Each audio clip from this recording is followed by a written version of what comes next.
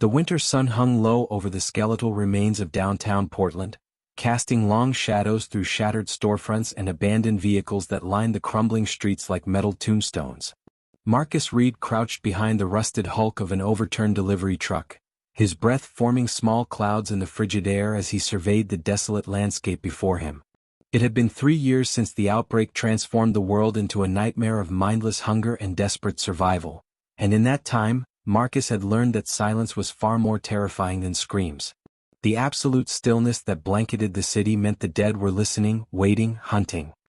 His fingers tightened around the worn grip of his makeshift spear, fashioned from a broken street sign and duct tape, as movement caught his eye across the intersection. A lone figure stumbled between two buildings, and for a heartbreaking moment, Marcus thought it might be human, but the jerking, unnatural gait and the low gurgling moan that echoed off the concrete told him everything he needed to know. The infected were close, too close to the supply depot he and his group had risked everything to reach.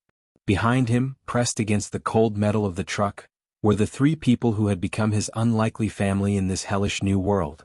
There was Jackson Torres, a former paramedic whose quick thinking had saved them more times than Marcus could count, his medical bag still slung over his shoulder despite most of its contents having been used up months ago. Beside him, gripping a fire axe with white knuckles, stood Rebecca Walsh, a high school teacher who had evolved from someone who fainted at the sight of blood to one of their most fierce defenders. The youngest of their group, 17-year-old Tyler Montgomery, clutched a hunting rifle his father had given him the day before the old man had been bitten, turned, and subsequently put down by his own son. The weight of that memory still haunted Tyler's eyes, visible even in the fading daylight.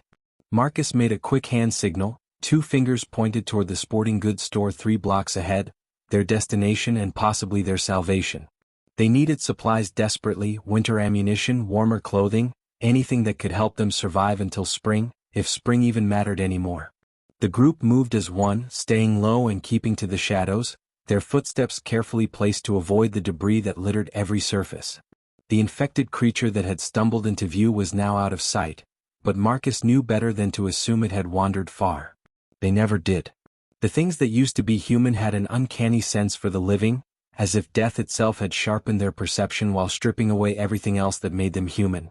As they reached the corner of 5th and Morrison, Rebecca suddenly grabbed Marcus's arm, her fingers digging into his jacket with urgent pressure. She pointed upward with her axe, and Marcus felt his blood turn to ice. On the fire escape above them, at least 15 infected hung motionless, their dead eyes staring into nothing, bodies swaying slightly in the winter wind like grotesque wind chimes. They were in a state Marcus had seen before but never understood, a kind of dormancy that the infected sometimes entered, standing completely still for hours or even days before some unknown stimulus would activate them into a frenzy of violence. Jackson leaned in close, his whisper barely audible even in the oppressive quiet. "We can make it past them if we stay quiet. They're dormant." But Tyler, young and still fighting the tremor of fear that came with every encounter, shifted his weight, and his boot connected with an empty bottle that had been hidden beneath a scatter of newspapers. The glass skittered across the pavement with a sound that might as well have been a gunshot in the stillness. For one eternal second nothing happened. Then, as if controlled by a single consciousness, every head on that fire escape turned in unison toward the sound, toward them. Milky white eyes suddenly found focus, and the air filled with a chorus of inhuman shrieks that made Marcus's skin crawl. The dormant had awakened, and they were hungry. "Run!" Marcus shouted, all pretense of stealth abandoned as the infected began throwing themselves from the fire escape, their bodies hitting the pavement with sickening thuds, bones breaking but failing to slow them down as they scrambled forward on broken limbs, driven by an insatiable hunger that death could not diminish. Marcus's legs pumped hard against the cracked asphalt as the guttural screams of the infected echoed through the urban canyon behind them, growing louder with each passing second. The sporting goods store was still 2 blocks away, but it might as well have been 2 miles as more infected poured from doorways and alleys, drawn by the commotion like sharks to blood in the water. Rebecca ran beside him, her breathing controlled despite the terror that Marcus could see etched across her face, while Jackson struggled to keep pace, his medical bag bouncing against his hip with each stride. Tyler brought up the rear, and Marcus could hear the young man's panicked gasps as he fought to maintain speed while carrying the heavy rifle. The street ahead appeared clear, but Marcus had learned long ago that appearances meant nothing in this new world. He veered left, leading the group toward a narrow alley between a defunct pharmacy and what used to be a coffee shop, its faded sign still promising lattes and free Wi-Fi to a world that no longer existed. The alley was their best chance, a shortcut that would put them one block closer to their destination while hopefully losing some of their pursuers in the maze of backstreets. Glass crunched under their boots as they plunged into the shadowy passage, the walls pressing close on either side, cutting off what little remained of the daylight. The infected behind them were relentless, their shrieks never wavering, never showing signs of fatigue that would have stopped a living human. Marcus risked a glance over his shoulder and immediately wished he hadn't. At least 20 of them flooded into the alley entrance, their bodies pressed together in a writhing mass of tattered clothing and decomposing flesh, arms outstretched and fingers grasping at the air as if they could pull their prey back through sheer will. Halfway down the alley, Jackson suddenly stumbled, his foot catching on something hidden beneath a pile of garbage bags. He went down hard, his medical bag flying from his shoulder and skidding several feet ahead. Rebecca skidded to a stop, turning back even as Marcus shouted for her to keep moving. She reached Jackson in 2 strides, grabbing his arm and hauling him upright with a strength born of pure adrenaline. Tyler had stopped too, raising his rifle toward the approaching horde, his hands shaking so badly that Marcus knew any shot would be wasted. "Don't shoot," Marcus commanded, grabbing the barrel of the rifle and pushing it down. "You'll just draw more of them. Move now." They burst from the alley onto 6th Avenue, and Marcus made a split-second decision that he prayed wouldn't get them all killed.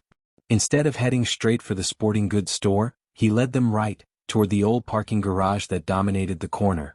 The structure's lower level was partially collapsed, creating a warren of concrete pillars and twisted rebar that might give them enough cover to lose their pursuers or at least thin them out. The group thundered up the entrance ramp, their footsteps echoing in the enclosed space, and Marcus guided them deeper into the garage's shadowy interior. The smell hit them immediately, the unmistakable stench of death and decay that marked infected territory. Rebecca covered her mouth and nose with her free hand, her eyes watering, but she didn't slow down. Marcus led them between rows of abandoned vehicles, their windows smashed and interiors long ago looted or worse, used as temporary shelters by people who hadn't survived to see another dawn. Behind them, the screams of the infected grew closer as the horde entered the garage. Marcus spotted a service door hanging half open near the back wall and made for it, hoping it would lead to a stairwell they could use to reach the upper levels and potentially find another exit. As they reached the door, Tyler suddenly cried out. Marcus spun to see an infected emerging from behind a minivan, its movements quick and predatory. This one was fresh, probably turned within the last few weeks, which made it faster and more dangerous than the rotting corpses that had been chasing them. It launched itself at Tyler with frightening speed, and the young man barely got his rifle up in time to catch the creature against the barrel, holding it at bay as its teeth snapped inches from his face. Jackson moved without hesitation, pulling a hunting knife from his belt and driving it upward through the infected's jaw and into its brain. The creature went limp instantly, and Tyler shoved it away with a cry of disgust and fear. There was no time for reassurance or recovery. The horde was spilling into the garage now, at least 30 strong, their bodies spreading out as they searched for their prey. Marcus yanked open the service door and pushed everyone through, then slammed it behind them and looked desperately for something to bar it with. They were in a concrete stairwell, bare and cold, with stairs leading both up and down. Rebecca was already testing a metal shelving unit that someone had abandoned against the wall, and together she and Marcus dragged it in front of the door just as the first body slammed against it from the other side. The door shuddered violently under the weight of dozens of bodies pressing against it from the other side, the metal shelving unit screeching across the concrete floor as it shifted inch by inch. Marcus threw his shoulder against the makeshift barricade, his boots scrambling for purchase on the smooth surface as he fought to hold back the tide of death that threatened to overwhelm them. Jackson joined him immediately, adding his weight to the effort, while Rebecca scanned their surroundings with the tactical awareness she had developed over 3 years of constant survival. The stairwell offered 2 options, up into the darkness of the parking garage's upper levels, or down into what appeared to be a maintenance sublevel, its depths obscured by shadows that seemed to swallow what little light filtered through the doorway.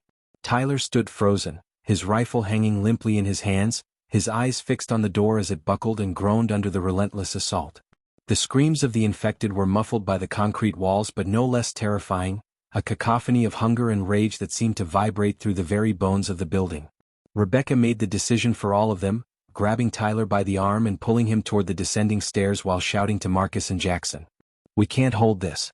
We need to move down now." Marcus knew she was right. The barricade would fail within minutes, and they would be trapped in the narrow stairwell with nowhere to run. He released his pressure on the shelving unit and lunged for the stairs, Jackson right behind him. The moment they abandoned the barricade, it gave way with a tremendous crash, and the infected began pouring through the opening, their bodies tumbling over each other in their frenzied pursuit. The group descended into darkness, their hands trailing along the concrete walls for guidance as their eyes struggled to adjust.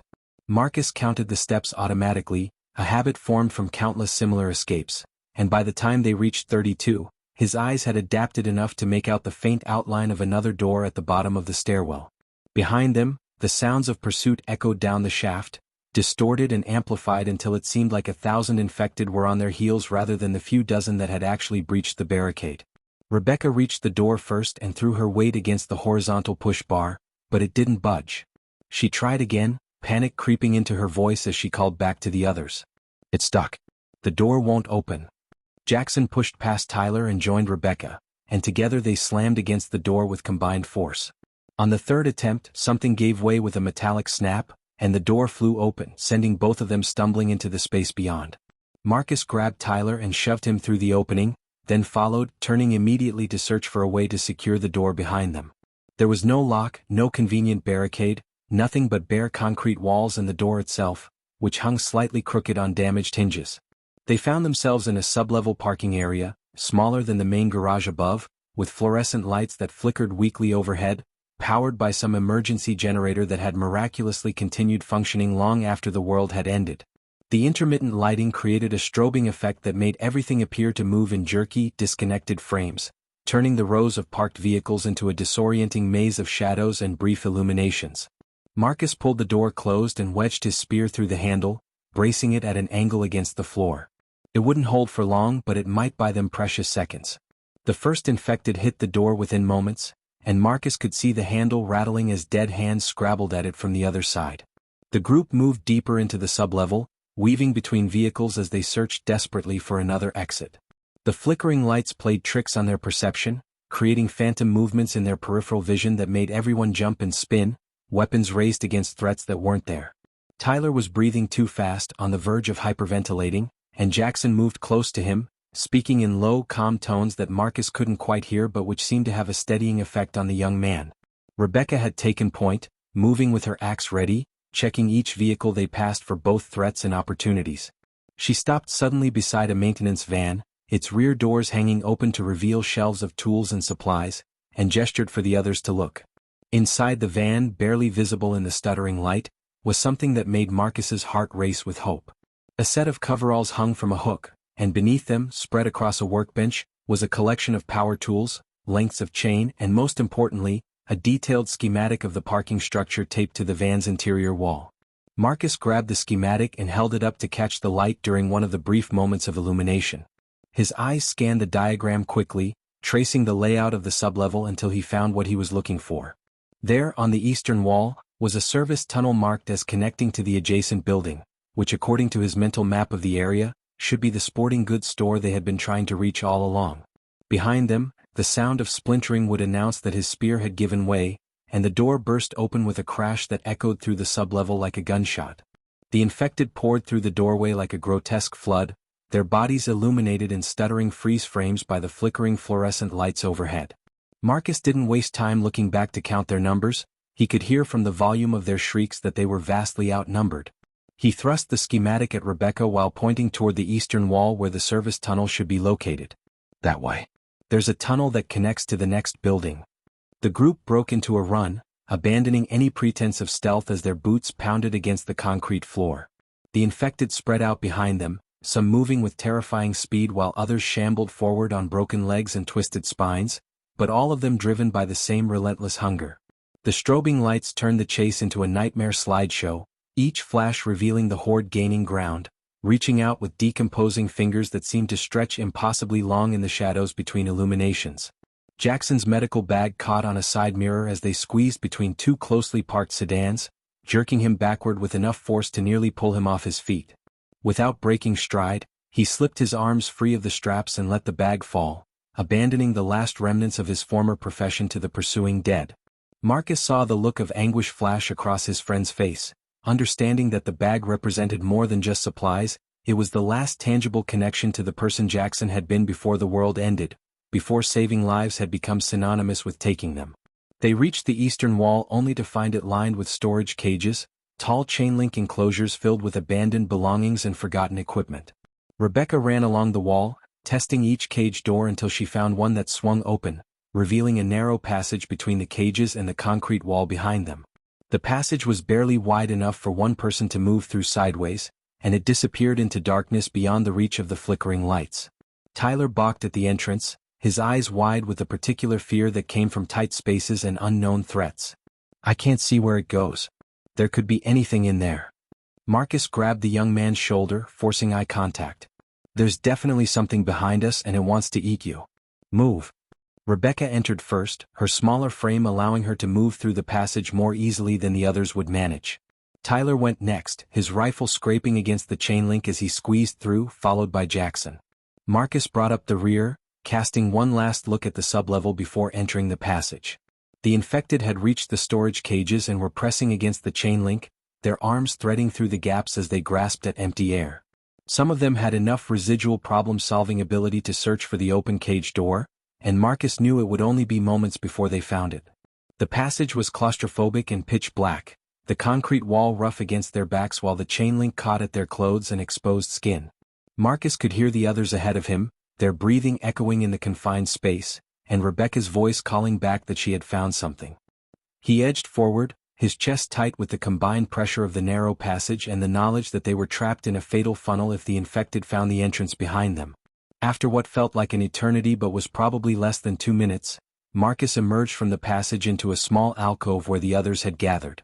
Rebecca was examining a metal door set into the concrete wall, heavy and industrial, with a wheel-lock mechanism that looked like something from a submarine. The schematic had been accurate, the service tunnel was real, but the door was secured, and the wheel lock was encrusted with rust from years of neglect. Jackson and Rebecca both grabbed the wheel and threw their weight into turning it. The rust fought them, refusing to yield, and Marcus could hear the sounds of the infected entering the passage behind them, their bodies scraping against the chain link as they forced their way through. Tyler set down his rifle and added his strength to the effort, and slowly, with a grinding shriek of protesting metal, the wheel began to turn. Marcus positioned himself at the entrance to the passage, his knife drawn, knowing that in the narrow confines his longer spear would be useless. The first infected appeared, its body wedged so tightly in the passage that it could barely move, but its arms reached forward, grasping with fingers worn down to bone from clawing at concrete and metal. Marcus drove his knife into its eye socket, and the creature went limp, its body now forming a partial blockage that would slow the others behind it. The door finally gave way with a pneumatic hiss, swinging inward to reveal a tunnel that stretched into absolute darkness. A wave of cold, stale air rushed out, carrying with it a smell that made everyone recoil. It wasn't the smell of the infected, but something older, a damp, organic odor that spoke of long abandonment and decay of a different kind. Rebecca pulled a small flashlight from her jacket pocket, one of their few remaining sources of portable light, and shone it into the tunnel. The beam revealed concrete walls slick with moisture, pipes running along the ceiling, and about 50 feet ahead, what appeared to be a junction where the tunnel branched in multiple directions. Marcus pulled his knife free from the dead infected and kicked the body backward into the passage, creating further obstruction for those behind it. The heavy door slammed shut behind them with a resonance that seemed to travel endlessly through the tunnel system, and Jackson spun the wheel lock from the inside, sealing them away from the infected but also cutting off their only known exit. Rebecca's flashlight beam danced across the walls as her hand trembled slightly, revealing patches of dark mold that spread across the concrete like cancerous growths and puddles of stagnant water that reflected the light back at them with an oily sheen. Marcus took a moment to let his racing heart slow, listening intently to the sounds around them. From behind the door came the muffled thuds and scrapes of the infected trying to follow, but the barrier was solid, built to last decades in the infrastructure of a city that no longer existed. What concerned him more were the sounds coming from deeper in the tunnel, dripping water, the distant groan of settling metal, and something else that he couldn't quite identify, a rhythmic sound that might have been machinery or might have been something far worse. Tyler had retrieved his rifle and now held it with white knuckles, the barrel sweeping back and forth as he tried to cover every shadow simultaneously. Rebecca moved to the front of the group, her flashlight leading the way as they advanced into the tunnel system. The junction she had spotted from the doorway turned out to be a central hub where 5 different tunnels branched off in various directions, each one identical to the others, offering no clues as to which might lead to their destination. Jackson knelt down, examining the floor in the beam of Rebecca's light, and pointed to a series of marks in the accumulated grime. Footprints. Human footprints, and recent enough that they haven't been completely obscured by the moisture. Marcus crouched beside him, studying the prints. Jackson was right, someone had been through here, and from the size and pattern, it looked like several people, possibly within the last few days.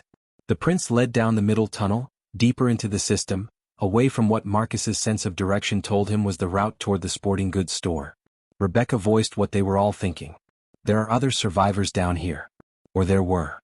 The possibility hung in the air between them, heavy with implications both hopeful and terrifying. In 3 years of survival, their group had encountered other humans only a handful of times, and those encounters had been split almost evenly between miraculous reunions and violent confrontations over resources. People, Marcus had learned, could be just as dangerous as the infected when desperation stripped away the veneer of civilization. Tyler's voice cracked slightly as he spoke. We should follow the prints. If there are people down here, they might know a way out or have supplies or... He trailed off, unwilling to voice the deeper hope that Marcus could hear beneath his words, the hope that somewhere in this darkness they might find something resembling community, safety, a reason to believe that survival meant more than just postponing death for another day. Marcus made the decision, knowing that every moment they spent deliberating was a moment their body heat was being sapped by the cold, damp air of the tunnel. We follow the prints, but carefully. Rebecca, keep that light moving. Jackson, stay close to Tyler. If we run into people, let me do the talking. They moved into the middle tunnel, following the footprints through the beam of the flashlight. The tunnel sloped gradually downward, taking them deeper beneath the city, and the temperature dropped noticeably with each 100 feet they traveled. The pipes overhead grew larger and more numerous, some of them wrapped in deteriorating insulation that hung down in strips like molting skin. After several minutes of silent walking, they began to hear voices. At first, Marcus thought it might be his imagination or some trick of the tunnel's acoustics, but as they continued forward, the sounds became unmistakable.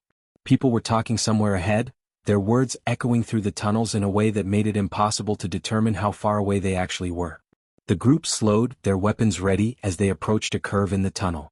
The voices were clearer now, at least 3 distinct speakers, and they seemed to be having a heated discussion. Rebecca switched off the flashlight, plunging them into darkness, and they continued forward using touch and memory, not wanting to announce their presence with the light. As they rounded the curve, a faint glow became visible ahead, and Marcus could make out the source, several battery-powered lanterns set up in what appeared to be a widened section of the tunnel, creating a makeshift camp. Figures moved in the light, and Marcus counted at least 5 people, possibly more in the shadows beyond the lantern's reach. The group crept closer, using the darkness as cover, until they were near enough to hear the conversation clearly. What Marcus heard made his blood run cold. A man's voice, rough and authoritative, was giving orders. The herd should have cleared the upper levels by now. We'll give it another hour, then go back up and sweep the sporting goods store. Anything useful gets added to our stockpile. Anyone we find still alive gets given the choice, join us or join the dead. Another voice, younger and uncertain, responded. What if they don't want to join? What if they try to fight? The first voice laughed, a sound completely devoid of humor. Then we make the choice for them. We've got 20 people now, enough to hold territory and defend resources. This city belongs to us, and anyone who doesn't understand that needs to learn or die. The old world is gone, and in this new one, the strong take what they need. Tyler shifted beside Marcus, and the slight movement dislodged a piece of loose concrete that skittered across the tunnel floor with a sound that seemed impossibly loud in the confined space. The voices ahead stopped immediately, and the scrape of weapons being readied echoed through the darkness. The silence that followed Tyler's mistake stretched for 3 heartbeats before it shattered with the sound of multiple footsteps rushing toward their position. Marcus grabbed Tyler and pulled him backward into a recessed alcove along the tunnel wall, gesturing frantically for Rebecca and Jackson to find cover. Rebecca extinguished her flashlight completely and pressed herself against the opposite wall, melting into the shadows with the practiced ease of someone who had survived by becoming invisible. Jackson dropped into a crouch behind a section of exposed piping, his knife already drawn and ready. The beam of a powerful spotlight swept through the tunnel, far brighter than Rebecca's small flashlight, turning the darkness into a blinding glare that forced Marcus to shield his eyes. Behind the light, he could make out the silhouettes of at least 4 armed figures advancing in a tactical formation that spoke of military training or hard-earned experience. The authoritative voice from before called out, echoing off the concrete walls. "We know you're there. We heard you. Come out now with your hands visible and maybe we can talk about this like civilized people. Stay hidden and we'll assume you're a threat." Marcus weighed their options in the space of seconds. They were outnumbered, outgunned, and trapped in unfamiliar territory with no clear escape route. Fighting would likely get them killed, but surrendering to people who openly discussed forcing others to join their group or die wasn't much better. He was about to make a decision when Rebecca made it for him, stepping out of the shadows with her hands raised, the fire axe dangling loosely from 2 fingers in a clear display of non-aggression. "We're not looking for trouble," she called out, her voice steady despite the fear that Marcus knew she must be feeling. "We were just trying to get away from the infected topside. We heard voices and came to investigate." The spotlight shifted to focus on Rebecca, and Marcus heard the sounds of weapons being lowered slightly. The authoritative voice spoke again, closer now. "Just you? Or are there more hiding in the dark?" Before Rebecca could answer, Marcus stepped out of the alcove, hands raised in mirror of Rebecca's gesture, his knife sheathed at his belt. Jackson and Tyler followed his lead, emerging from their concealment with their weapons lowered but not abandoned. The spotlight played across each of them in turn, assessing, evaluating, before finally lowering to a less aggressive angle that allowed Marcus to see the people holding it.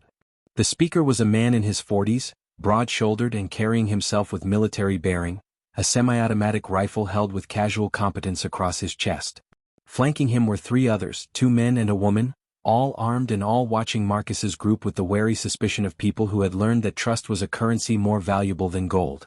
The leader studied them for a long moment before speaking. "4 of you lightly armed running from a herd. You're either very unlucky or very stupid to be down in these tunnels. I'm David Brennan, and these tunnels are under my protection. That means anyone in them answers to me." Marcus kept his voice neutral, non-confrontational. "Marcus Reed. We're just passing through looking for supplies and a safe place to wait out the night. We don't want any trouble and we're not interested in challenging anyone's territory." David's expression shifted slightly, something that might have been amusement or might have been contempt flickering across his features. "Passing through to where, exactly? These tunnels run for miles under the city, and most of them lead nowhere useful. You wander around down here long enough, you'll either starve, get lost, or run into something that makes the infected topside look friendly." Tyler spoke up, his young voice carrying an edge of defiance that made Marcus tense. "We heard what you said before. About making people join you or die. That doesn't sound like protection, that sounds like extortion." The temperature in the tunnel seemed to drop several degrees as David's eyes fixed on Tyler with an intensity that was almost physical. The men and woman flanking him shifted their grips on their weapons, and Marcus saw Rebecca's hand tighten on her axe handle. David took 2 steps forward, closing the distance until he was standing directly in front of Tyler, towering over the younger man. "You want to know what extortion looks like, kid?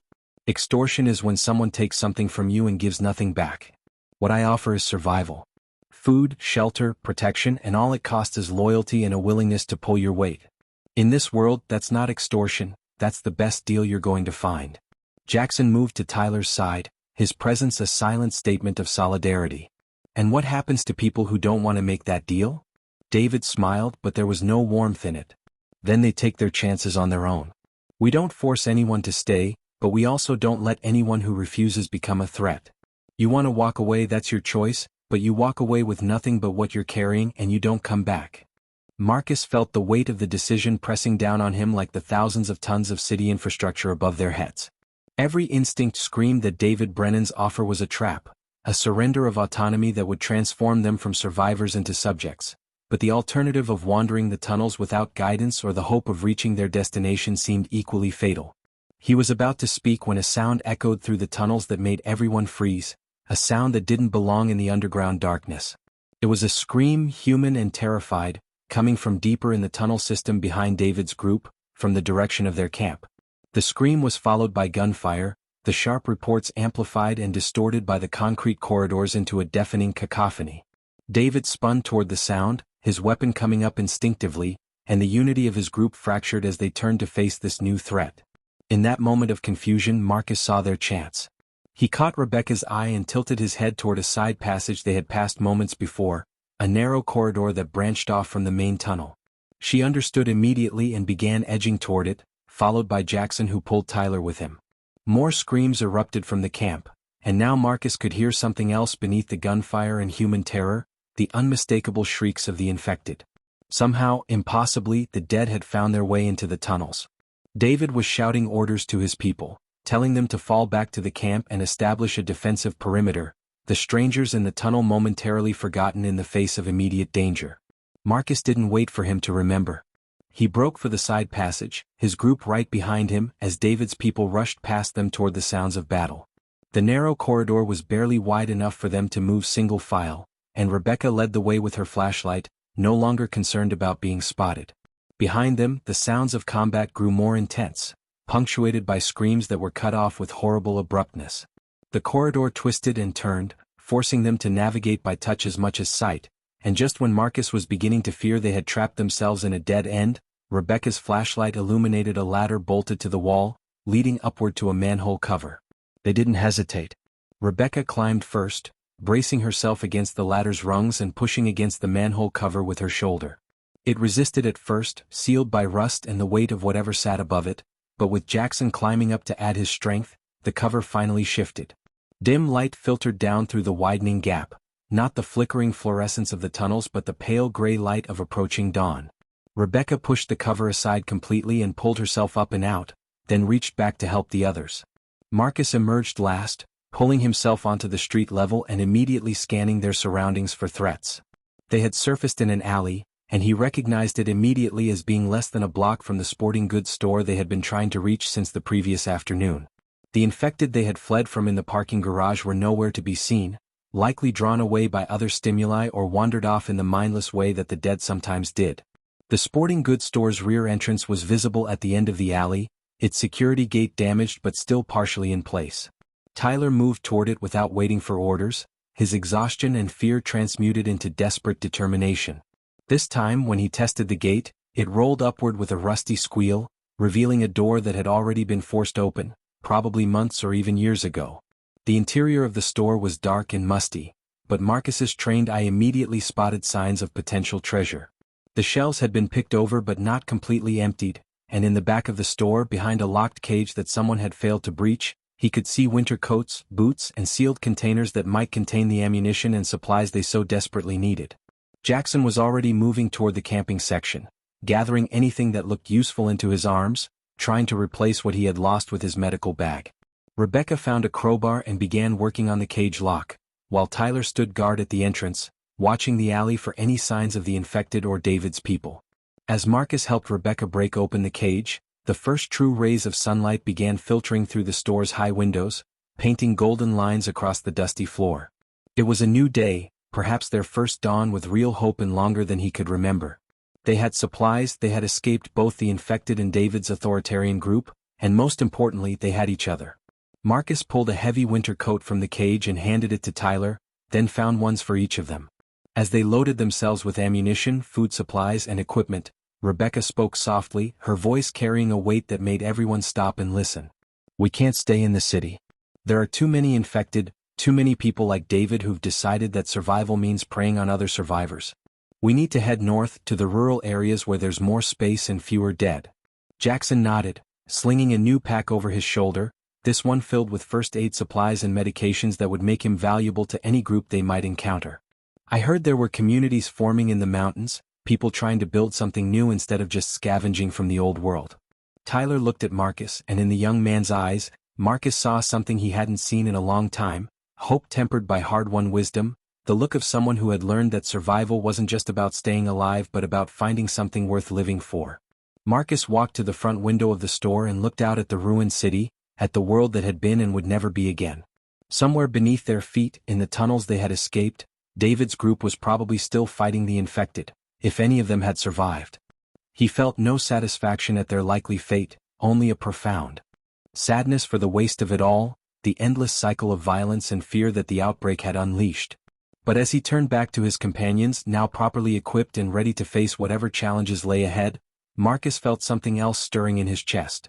It was fragile and uncertain, like a candle flame in a strong wind, but it was there nonetheless. It was hope, the only weapon that mattered when everything else had failed.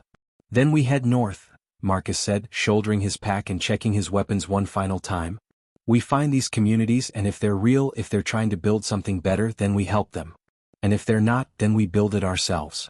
They left the sporting goods store as the sun cleared the horizon, for survivors walking into the light of a new day, carrying with them the supplies they needed to survive and something far more precious, the belief that beyond the last light of the old world, a new one might still be possible. The city streets were quiet as they moved north, the infected that had chased them now scattered or dormant, waiting for the next stimulus to drive them into motion. But Marcus and his group moved with purpose now, not fleeing in panic but advancing with determination, and that made all the difference. Behind them, the city slowly faded into the distance, its towers and buildings reduced to silhouettes against the morning sky. Ahead, the road stretched north toward mountains barely visible on the horizon, toward uncertainty but also toward possibility. They walked together, for people who had become family through shared trauma and mutual reliance, and as they walked, Marcus allowed himself to believe that the moment hope became their only weapon was the moment they had truly begun to win.